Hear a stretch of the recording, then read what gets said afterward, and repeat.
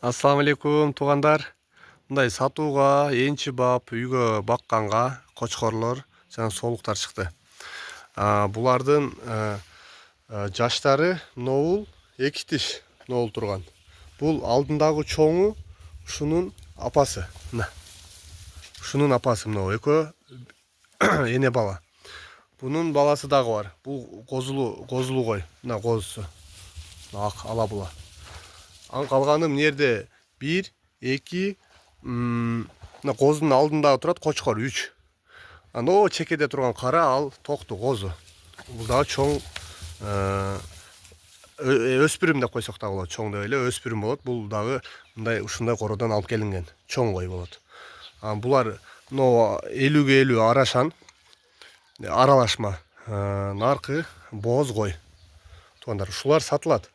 Кимге кызыккан болсо туугандар, азыр мен номерлерин жазып коем. Чала бересиздер. Бул өзүм койлорум туугандар. Кеңири үйдөн келип көрүп кетсеңиздер дагы болот. Эттери өтө семиз дей албайм.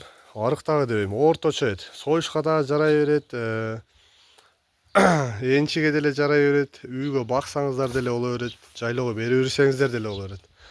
Азыр эми мага ушул мынау кичинекей кочкор бул. Булар мен кичинекейинди алып келген элем, булар чоңойду.